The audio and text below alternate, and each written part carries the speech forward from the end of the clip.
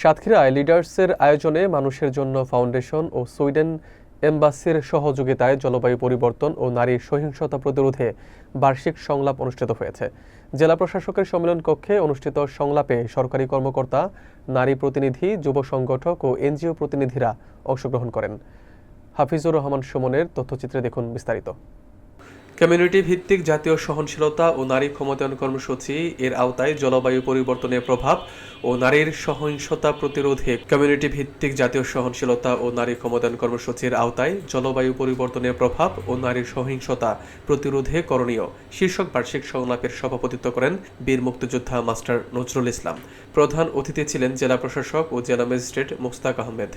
বিশেষ অতিথি হিসেবে উপস্থিত ছিলেন অতিরিক্ত জেলা প্রশাসক সার্বিক বিষ্ণুপদ পাল, জেলা পুলিশ সুপার মোহাম্মদ মনিরুল ইসলাম, জেলা সমাজসেবা অধিদপ্তরের উপপরিচালক সন্তোষ কুমার নাথ এবং মহিলা বিষয়ক অধিদপ্তরের উপপরিচালক নাজমুন নাহার।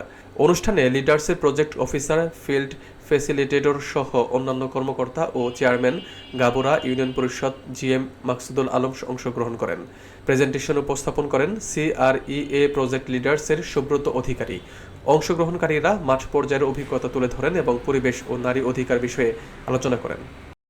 এনজিও যদি আমরা ভাগ করে কাজ করি যে এই সেক্টরে আপনারা এইখানে আমার প্রবলেমটা বেশি, প্রবলেম আইডেন্টিফিকেশন এবং তার সলিউশন। ইভেন চাকরি বাকরিতে কিন্তু নারীরা কিন্তু করেছে। এখন মনে হয় একটু উনি হাসছেন যে ওনার বিরুদ্ধে কথা বলছি।